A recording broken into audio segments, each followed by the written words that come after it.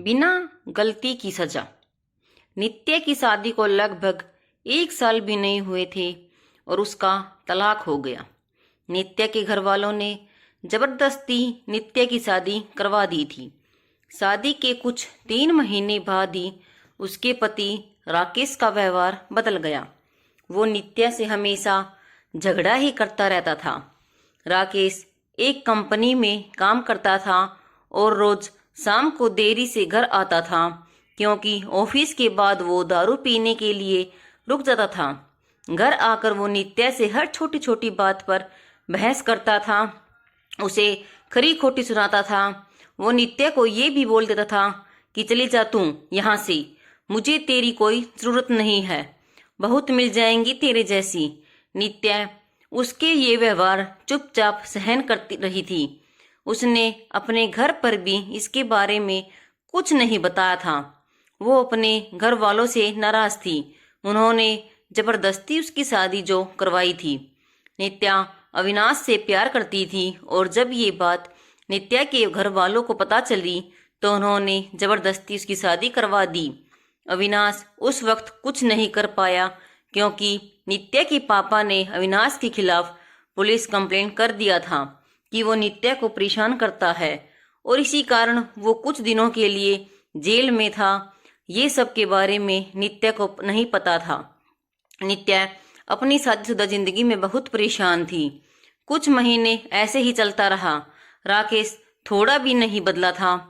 फिर नित्या ने सोचा कि अब तो वो और उस रिश्ते में नहीं रह सकती, और उसने राकेश से तलाक लेने का फैसला कर लिया और फिर उनका तलाक हो गया। तलाक के बाद नित्या ने अपने मम्मी पापा को सब कुछ बता दिया और उन्होंने नित्या को बहुत डांटा कि क्या हो गया था ऐसा कि तलाक ले लिया, अब क्या करोगी, कहाँ जाएगी, कौन करेगा इससे शादी। ये सब सुनकर नित्या ने उनके साथ रहने से इनकार कर दिया। वो एक छोटी सी कंपनी में काम करने लगी और कंपनी द्वारा दिए गए घर में रहती थी। उसे कभी कभी अविनाश की बहुत याद आती थी, लेकिन उसने अविनाश से कभी संपर्क करने की कोशिश नहीं किया। वो सोचती थी कि अब उसे किसी पर बोझ नहीं बनना।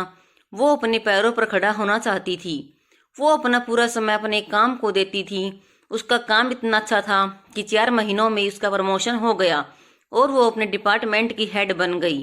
प्रमोशन के 1 महीने बाद उसे उसकी कंपनी की तरफ से एक मीटिंग अटेंड करने के लिए विदेश जाने का अवसर मिला। नित्या अपने काम में बहुत तरक्की कर रही थी। अब उसके मम्मी पापा को भी नित्या पर बहुत फख्र महसूस हो रहा था। अब वो पछताते थे कि उन्होंने उसकी शादी गलत घर में कर दिया था। नित्या विदेश जाने की बात से बहुत खुश थी। 4 दिन बाद की उसकी टिकट थी। उसे कुछ खरीदारी भी करनी थी। फिर वो अपने ऑफिस के पास एक मॉल में गई। उसे कपड़े और कुछ मेकअप का सामान लेना था। वो मॉल में घूम रही थी, कपड़े देख रही थी, तभी किसी ने पीछे से उसके कंधे पर हाथ रखा। वो पीछे मुड़ी देखने के लिए और वो बिल्कुल अपनी आंखों पर विश्वास नहीं कर पा रही थी। वो इंसान और कोई नहीं, अविनाश था। नित्या उसे देखती रह गई। उससे समझ नहीं आया कि वो अविनाश से क्या बात करे। अविनाश नित्या को देखकर बहुत खुश हुआ। दोनों की आंखों में आंसू के साथ खुशी भी थी। अविनाश ने पूछा, तुम यहाँ अपने पति के साथ हो क्या? नित्या उससे नजर चुराते हुए बोली, नहीं। अविनाश ने पूछा, कैसी हो? नित्या उससे बात नहीं करना चाहती थी और वो नहीं चाहती थी अविनाश को पता चले कि उसका तलाक हो गया है और अब वो अकेले रहती है। अविनाश उससे पूछे जा रहा था। उसने बोला, कुछ बोलो। नित्या वहां से जाने लगी। उसने अविनाश को बोला कि मुझे तुमसे कोई बात नहीं करनी, तुम चले जाओ। अविनाश उसके पीछे पीछे जाने लगा। उसने कहा, मेरी बात तो सुन लो एक बार। फिर भी नित्या नहीं रुकी। फिर अविनाश ने कहा, तुम्हें मेरी कसम है, बस एक बार रुक के मेरी बात सुन लो। फिर नित्या क्या करती, आखिर उसके दिल में भी अभी भी अविनाश के लिए प्यार था, तो वो रुक गई। फिर अविनाश ने कहा कि कहीं बैठकर बात करते हैं। फिर वो दोनों मॉल के एक रेस्टोरेंट में गए। अविनाश ने उससे पूछा, कैसी हो? वो बोली, ठीक हूँ। अविनाश ने उसके पति के बारे में पूछा कि वो कैसा है, तुम्हारा ध्यान रखता है ना? नित्या चुप थी। अविनाश ने बोला, क्या हुआ, तुम चुप क्यों हो, कुछ बोलो, तुम्हें कोई परेशानी तो नहीं है ना? नित्या बोली। मेरा तलाक हो गया है। अविनाश को ये सुनते ही एक उम्मीद की किरण दिखने लगी। उसने पूछा, कब और क्यों? नित्या ने उसे सब बताया। अविनाश ने बोला, फिर अब तुम अकेली क्यों रहती हो? तुम अपने मम्मी पापा के पास क्यों नहीं गई, या मुझे कोई संपर्क करने की कोशिश क्यों नहीं की?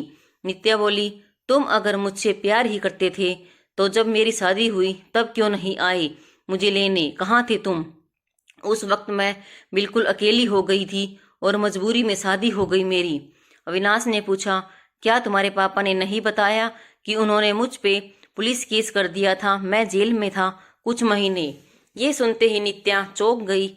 उसने कहा कि मुझे इसके बारे में कुछ नहीं पता। अविनाश ने उसे पूरी बात बताई। नित्या बोली, मैं माफी मांगती हूँ तुमसे, अपने पापा की तरफ से। अविनाश ने कहा, अब वो बात जाने दो, मैं भूल चुका हूँ वो सब, अब की बात करो। अविनाश ने बिना देर किए उससे पूछ लिया, क्या अब तुम मुझसे शादी करोगी? नित्या बोली, क्या तुमने अभी तक शादी नहीं की? अविनाश ने कहा, नहीं, मैं अभी अपने करियर पे ध्यान दे रहा हूँ और यह कुछ काम से ही आया था। अब बोलो, शादी करोगी मुझसे? नित्या बोली, अभी 2 दिन में मैं अपने कंपनी की तरफ से विदेश जा रही हूँ एक मीटिंग के लिए। उधर से लौटकर इसके बारे में बात करते हैं। अविनाश ने कहा, पहले ही बहुत इंतजार किया है, अब और इंतजार नहीं होता है, लेकिन फिर भी जैसा तुम कहोगी वैसा ही होगा। दोनों ने अपना फोन नंबर दिया एक दूसरे को और घर गए। अविनाश उसे रोज फोन करके उसका हाल चाल पूछता रहता था। 1 सप्ताह बाद नित्या अपनी मीटिंग खत्म करके लौट कर आई थी। अविनाश उसे मिलने के लिए बोल रहा था, लेकिन नित्या अपने ऑफिस में बहुत व्यस्त रहती थी। उसने कहा कि हम रविवार को मिलेंगे। फिर वो दोनों रविवार को उसी मॉल में मिले। अविनाश ने पहले उसकी मीटिंग और उसके काम के बारे में पूछा कि सब ठीक चल रहा है ना? नित्या ने कहा, हाँ सब ठीक है। फिर अविनाश ने उससे शादी का पूछा।